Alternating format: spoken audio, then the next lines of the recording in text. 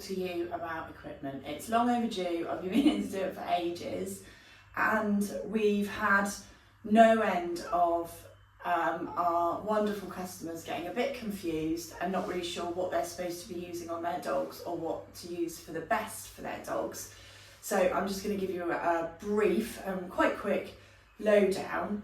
My lovely Stuffy here is wearing one of our Perfect Fit harnesses. So when you're lead training your dog, this is the ideal. This is what we like to see dogs in, mainly because we can bespoke fit them to try and make sure they're as snug as possible. So we don't want it to sort of be too baggy and move around on the dog too much. Also, the Perfect Fit has two harness loops, one here and one at the front here, which means that you can have two parts of your lead attached to your dog, which gives you a little bit more control, which also means it's very helpful if you've got a strong dog and you're struggling with some of your anchoring or your lead handling techniques. They're also ideal because of the way that they come off and on. They clip off around the neck, so you don't have to pass your dog's head through a hole or their legs through a hole, because you just pop it on round the neck like that, and then this little section folds up and under. So it's done really easy and quickly. At first, if you're not used to it, it takes a few times, but once you've got used to how it goes on and off, it's the least invasive for your dog, which is great. So this is kind of what we're aiming for as our ideal. And I'll show you it with a lead on it as well in just a moment. But what I want to mainly sort of talk about is the other bits of equipment that people are asking us about, and certainly the ones that we know to be really very aversive, very negative towards your dog, that we want you to try to avoid. So first off, we've got a Julius Canine type harness. So it's a big padded job. It passes over the head, which some dogs don't like. So you've got to get through that sort of battery first. But then the way that it sits on the dog, this one isn't a great fit on this particular dog, is you'll have a very high strap here, which means when the dog pulls, it will cut into the throat. You've also got quite a lot of restriction across the shoulder movement, which isn't ideal. And you've also only got a loop here. So by having a loop here, it means the dog is more likely to pull up and rear into the back connection, which is what we're trying to avoid. And it can make your lead training, your loose lead walking, your heel work much harder. So we're trying to avoid a harness like this because it's not the best fitment and it's not ideal for your training. So that's that type of harness. Let's get my little dog's head out of there. We also see quite a lot of the sort of padded types. You know, this is just one that was donated to us after we fitted them a new harness.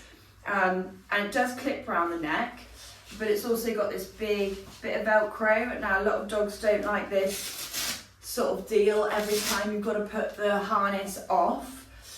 Also, most of the time there's so much give and bag in these fabric ones that when you're trying to communicate with the dog down the lead into your loose lead training, there's so much of this going on, the toing and froing, that it's just not very helpful. Again, this particular style is too close to the neck. You know, if they're pulling into this, then they might as well pulling into a collar connection. And on top of that, there's no front connection, so we haven't got that extra ability to have a bit more control over the dog. So we're sort of trying to avoid these big Velcro tabs and that type of fitment, ideally. So the next type of thing that we are seeing more and more of at the moment is this sort of no pull type harness. So this is one which is a bit of a pain to get on the dog. So it's got to go over the head, which most dogs don't like, we've already said that. But on top of that, you've then got to pass each leg through a hole. I've not done this very well, you can tell I don't use them.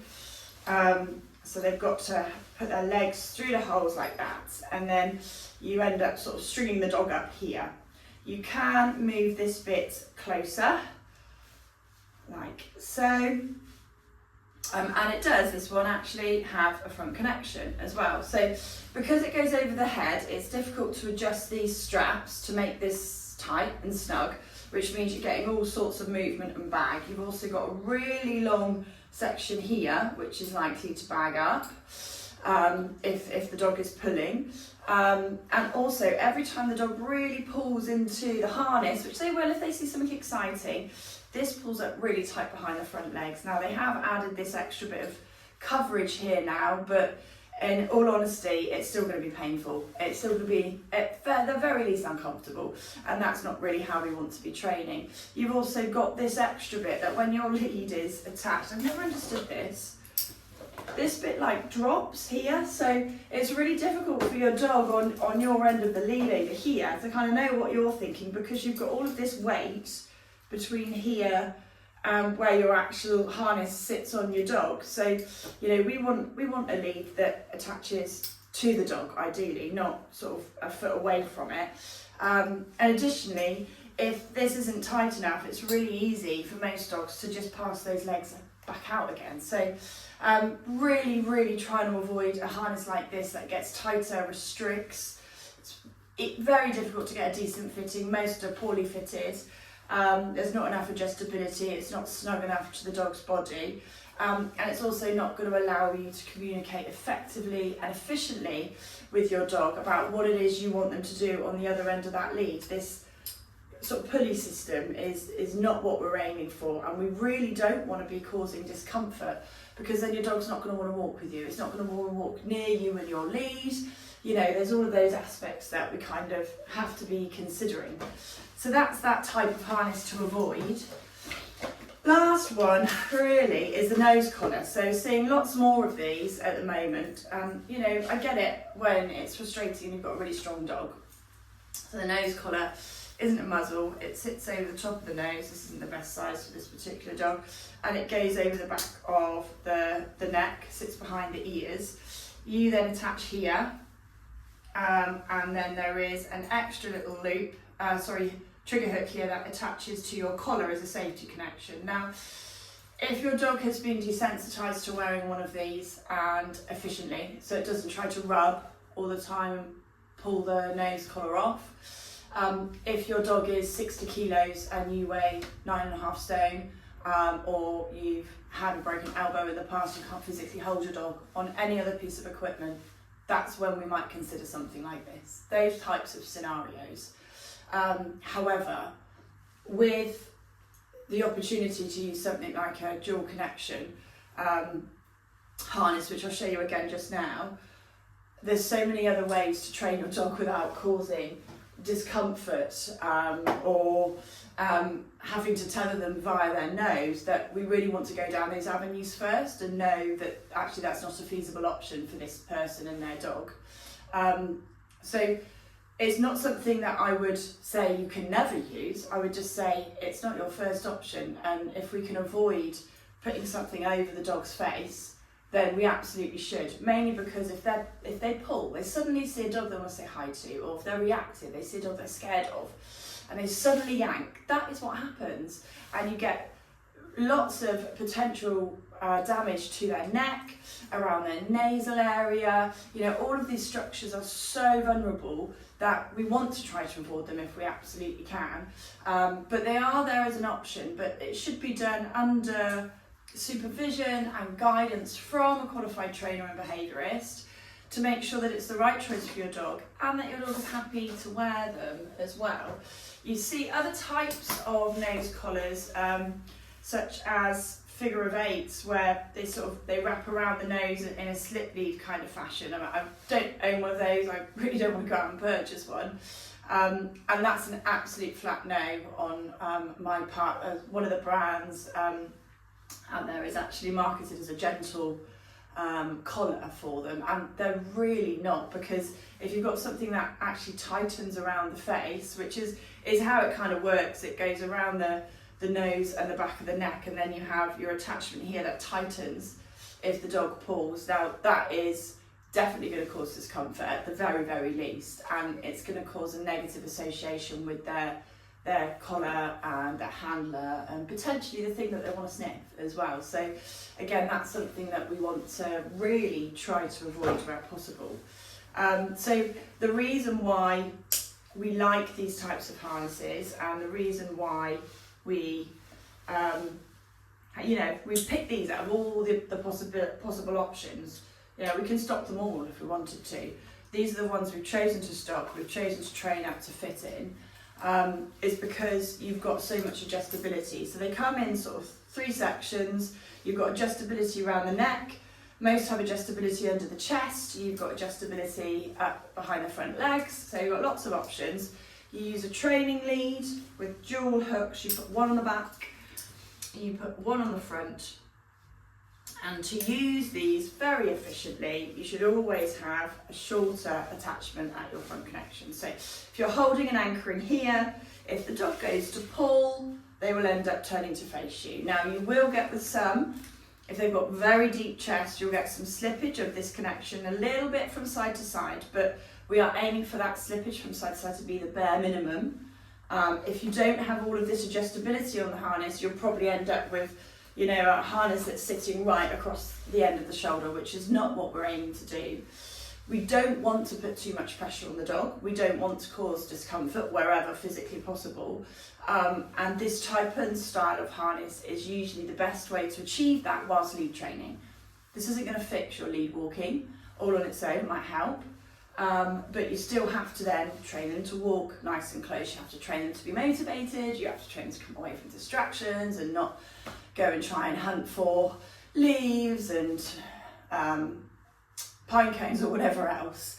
But whilst you're in your training phase, this is a really good way to do it. We often then, you can dual connect it to the collar, you can unconnect at the front if you're going to just let the dog go off and have a good old sniff. Long line would be connected to the back connection, never to the front, never to a collar, absolutely never to a nose collar. So you've got all of those sorts of options whilst you're training with your dog. And then of course, once they're fully trained, you can move on to collar walking or even slip lead walking to the field and then off the lead, but not until they're trained. This is the thing, we don't want them to be pulling and hurting themselves or hurting you. So choosing what equipment you put your dog in is really important. The last thing I just want to mention is what your lead is made out of, what fabric it is, how wide it is, how comfortable it is for you specifically. Each person is different as to what they like, is really important. Forever seeing people with sort of leads that are so slippery and slidey, you just can't get leverage on your hands to hold them nice and securely.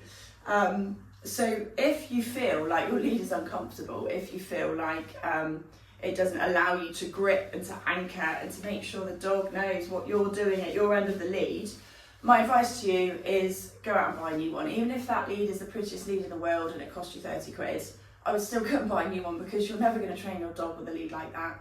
You've got to be comfortable, you've got to be able to anchor, it's got to sit nicely in your hand so that you don't have to do this to be able to keep hold of your dog. You need to have some grip. And that way you can really help your dog to understand what to do, when to do it, and then you won't need to be on a harness forever, or you'll be able to move off the front connection when you're ready.